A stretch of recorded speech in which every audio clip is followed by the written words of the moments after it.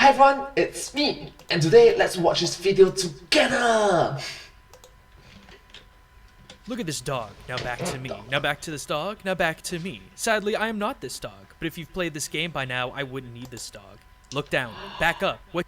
You should wait if you haven't beaten Undertale yet. Or don't, it's a free Do you internet. see? It's a spoiler warning. Anything is possible when you've already played the game. I'm on a Terima. Game exchange, culture shock. Hey everyone, Gaijin Kumba here. Hi Gaijin Gumba. That intro was a bit weird.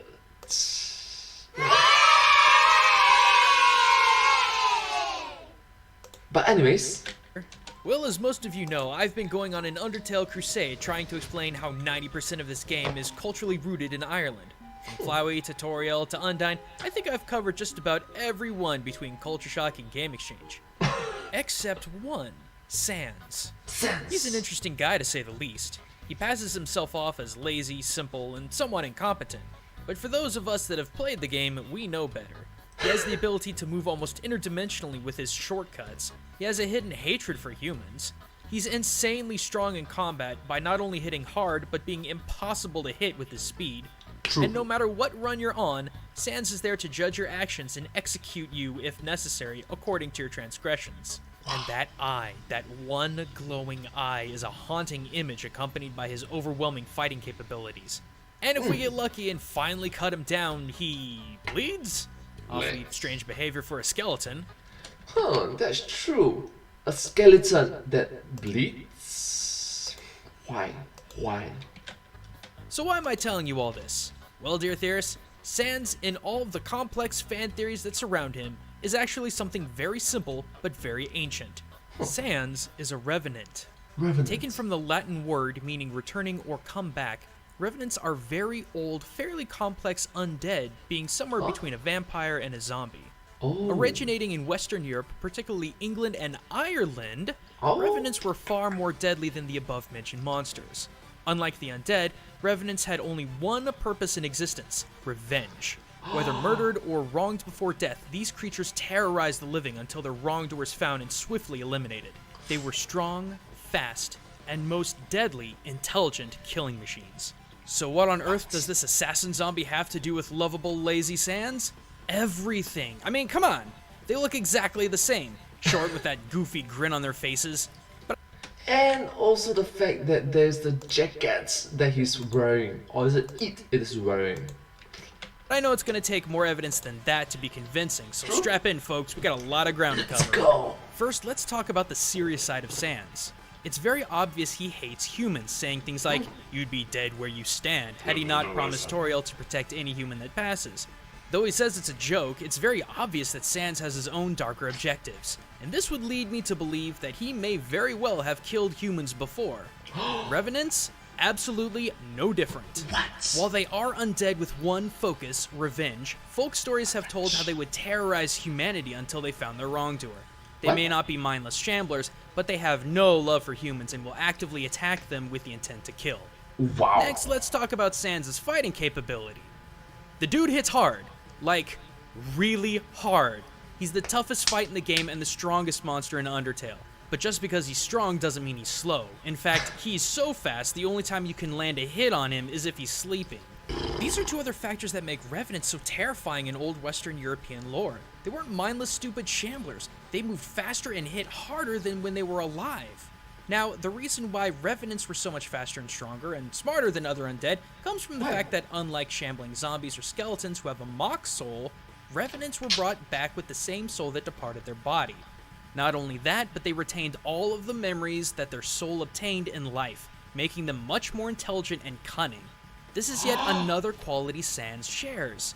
Despite being obviously undead, Sans has a soul. We know this from the Pacifist run when you're actually reaching out to Sans and Papyrus's soul in order to save them. But the one thing I can't get past is I'm almost 100% certain that in all of the timelines where Flowey has killed everyone, including Sans, Sans remembers. Every death and every reset, Sans must have retained the memories of the past timelines. We know he understands the world keeps resetting and theoretically knows people keep dying.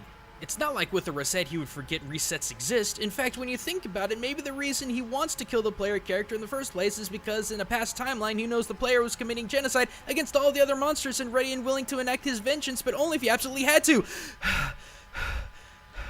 Sorry. Wow. Okay, I did not expect that. That escalated quickly. I was getting a little existential there.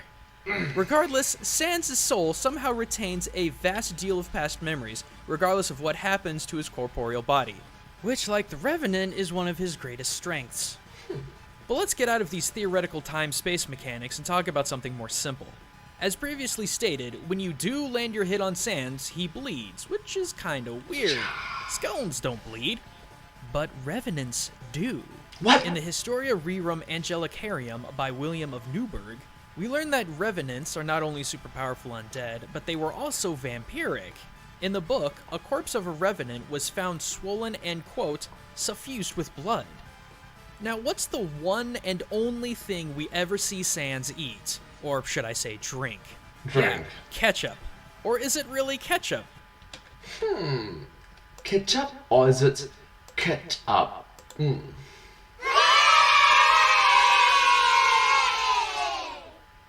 AKA liquid that have the similar color as ketchup? Is it blood? Either way, it could very easily be symbolic to blood. This would explain not only why Sans is being rather swollen and stout himself, but also his ability to bleed when cut. To those saying that Sans still couldn't bleed because he's skeletal, well, that's another interesting thing about Revenants. They could still have all of their flesh, be nothing but bones, or anywhere in between. Simply put, Sans could be a Revenant whose only component of flesh and blood is his torso. But let's talk about that glowing eye of his. This is the greatest link between Sans and Revenants. Like I said, Revenants were brought back from death with one objective: revenge. But what you may not know is that something very special happens when the Revenant finds their target. Their eyes will glow as they fixate on their wrongdoer. And when is the one and only time we see Sans do this? When he confronts the player for their wrongdoing and attacks them, getting his revenge for the death of his friends and brother. Since Sans judges the player by specifically calling out how often they've killed, it's safe to say he's been following the player in the shadows for quite some time, finally confronting the player in an attempt to bring them to justice. Man, it's been a really wild ride completely taking apart Undertale culturally. And if you missed out on my other analysis videos covering the other characters, from Flowey to Undyne, click right here, check them out. But if you're looking for even more culture and gaming, punch that eye, annotations, and links in the description for more. But until next time, everyone, this is Gaijin Goomba signing out. Subscribe! Thank you so much for watching this video. I hope that this video has been very informative and educational for you to watch. Thank you so much, and I hope to see you in my next video. Yeah, if you do like this video, please remember to like, share, and subscribe to my channel, and comment down below if you have anything to share with us. Don't forget to give follow. Thank you, and I hope to see you in my next video. But hey, that's just a game exchange. Culture shock. Thanks for watching. Thank you.